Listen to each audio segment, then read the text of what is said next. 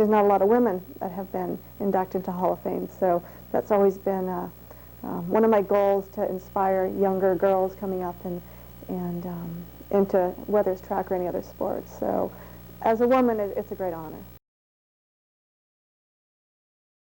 Starting from as early as first grade, we had gold excellent tests, and we would do all these shuttle runs and different things like that. So I started all the way through there, and probably fifth grade is really when I really got involved in track, for sure.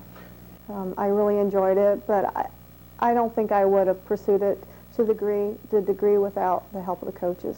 We had a strong coaching and track-oriented program. But starting from fifth grade, Ron Erickson was my fifth grade teacher, and if he's listening, thank you very much. I never really thanked him, but he was tough, but he was a big influence in getting me involved at the fifth grade level.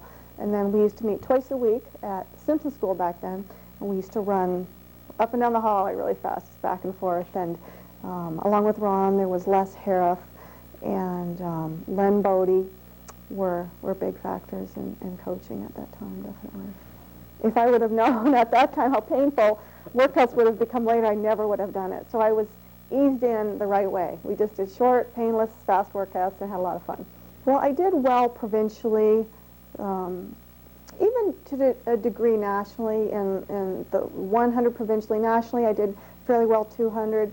But to go beyond international, I just wasn't competitive enough in the 1 and 2. So at that time when I was running I was still running in high school, but then I moved over to Calgary to run for the Spartans. I moved up and did the 400, and I didn't want to do it, but my coach at that time said, that's your event, and he pushed me to do it. And high school, Dave Barron definitely was, without a doubt, a huge factor, and Joy Bielek at the time was helping coach as well in middle school. But Dave was, I would say, coaching-wise, the biggest factor in my life through then. And then I moved on to the Calgary Spartans, which I ran for John Cannon, and pursued 400 and eventually into the 800. My mother and father always supported me from early figure skating days. You talk about getting up early. Track was nothing compared to figure skating. I remember getting up in those freezing cold mornings at 4:35 in the a.m., getting dressed over the register, and my mother out making a hot breakfast and getting me out the door. Hurry up, Gail, get ready out the door.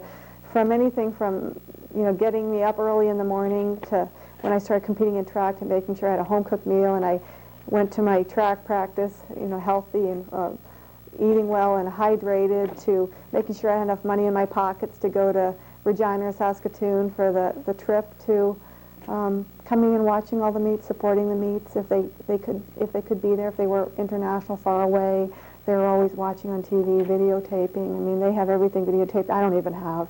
So, to buying me my first pair of shoes, to always being sure I had proper shoes and training shoes and spikes. And it was, without a doubt, they were the largest fan club and largest support. Thanks, Mom and Dad, and my sisters, Joanne and Donna.